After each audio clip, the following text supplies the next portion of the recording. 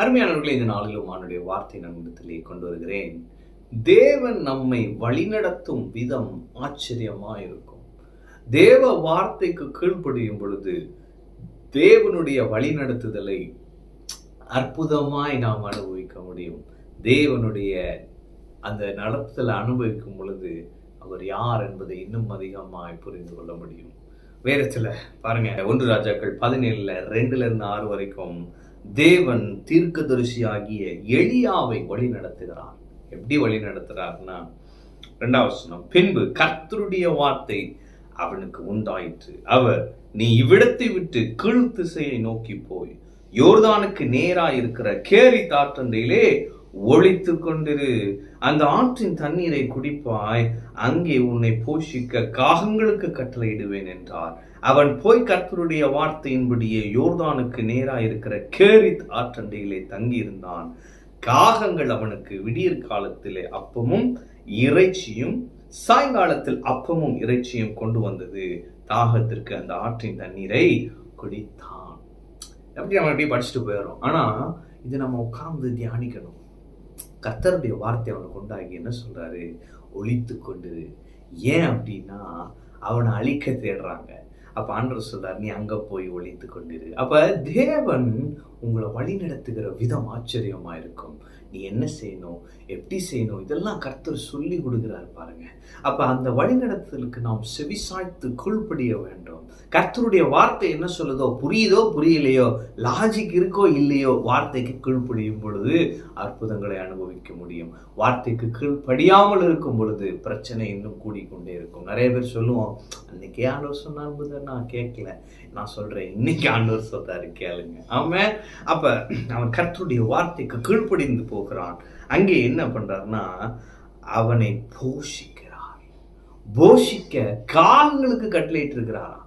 அப்ப யோசிச்சு பாருங்க, காக்கா எப்படி கொண்டு வரும்?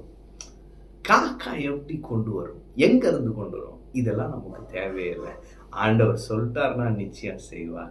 உன் தேவையை சந்திப்பேன்னு சொல்லிட்டாருன்னா நிச்சயம் உங்க தேவையை எப்படினாலும் சந்திப்பார். நீங்க உட்கார்ந்துட்டு எப்படி சந்திப்பார், யாரை கொண்டு சந்திப்பார், இவங்களை கொண்டா அவங்களை கொண்டா இப்படி நாம நோட் பண்ண வேண்டிய அவசியமே கிடையாது. கர்த்தர் நல்லவர், நன்மை செய்வார்.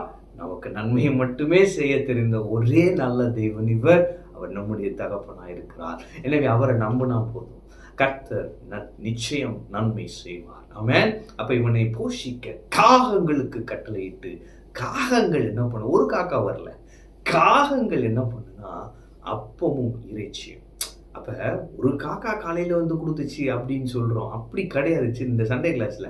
ஆனா ஆண்டவர் சொல்றாரு, காகங்கள். அப்ப நிறைய காக்கா வந்து அப்பமும் இறைச்சி அவனுக்கு வேண்டிய மட்டும், பஞ்சத்திலும் அவனை நல்லா போஷித்தார், திருப்தியா சாப்பிட்டான். ஆமென். நான் சொல்றேன், உலகமே பஞ்சத்துல இருந்தாலும் நீங்களும் நானும் நல்லா இருப்போம். சிங்கக்குட்டிகள் தாழ்ச்சி அடைந்து பட்டினியா இருக்கும், அவரை தேடுகிறவர்களுக்கோ ஒரு நன்மையும் குறையப்படாது. ஆமென். பஞ்சத்திலையும் நம்மை ஆசீர்வதிக்கிற பராமரிக்கிற நல்ல தகப்பன் நமக்கு உண்டு. ஆமென். எனவே கர்த்தர் நம்மை போஷிப்பார். கர்த்தர் இன்று உங்களுக்கு சொல்லுகிறார், நான் உன்னை போஷிப்பேன், நான் உன்னை பராமரிப்பேன், நான் உன்னை போஷிப்பதற்காக சில மனிதர்களுக்கு கட்டளையிட்டிருக்கிறேன். ஆமென். சில நபர்களுக்கு கட்டளையிட்டிருக்கிறார். தேவன் உங்கள் காரியங்களை எல்லாம் பார்த்து கொள்வார்.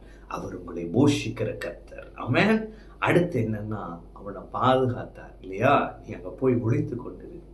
எனவே நான் சொல்லுகிறேன், கர்த்தர் உங்களை பாதுகாக்கிறவராய் உங்கள் வாழ்க்கையில வெளிப்படுகிறார். தேவன் உங்களை பாதுகாத்து பராமரித்து உங்களை போஷிப்பார். ஆமென். நீங்க கவலைப்படாதீங்க, என் வாழ்க்கை எப்படி போயிடுமோ, இந்த 2025 எப்படி இருக்க போகுதோ, லாஸ்ட்லயே இன்னும் போயிட்டே இருக்கேனே. ஆண்டவர் சொல்றாரு, என் வார்த்தைக்கு நீ கீழ்ப்படுகிற, நீ லாஸ்ட்ல போக மாட்டேன். ஆமென். என் வார்த்தைக்கு நீ கீழ்ப்படுகிற, நான் உன்னை அப்படியே உயரத்துல கொண்டு போவேன். நீ ஒளித்து கொண்டிரு, ஏற்ற காலம் வரும், நான் உன் தலையை உயர்த்துவேன், உன்னை உயர்ந்த ஸ்தானத்திலே நான் உட்கார வைப்பேன். தேவன் சொல்லுகிறார், உன் தலையை நான் உயர்த்துவேன். ஆமென். அப்ப இந்த நாட்கள்ல, இந்த சீசன்ல கர்த்தர் சொல்றது என்ன? நான் உன்னை போஷிப்பேன், நான் உன்னை பராமரிப்பேன், நான் உன்னை பாதுகாப்பேன். நீ பத்திரமா என்னுடைய பிரசனத்திலே அமர்ந்திரு, நான் உன்னை மறைத்து வைத்திருக்கிறேன்.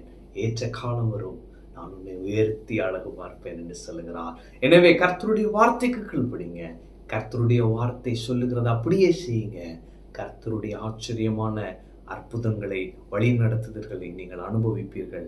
இன்று உங்களை ஆச்சரியப்படுத்துவார், இனியும் உங்களை ஆச்சரியப்படுத்துவார், ஒவ்வொரு நாளும் உங்களை ஆச்சரியப்படுத்துவார். ஆமென். கர்த்தர் உங்களோடு இருக்கிறார். கர்த்தர் உங்களை ஆசீர்வதிப்பார்.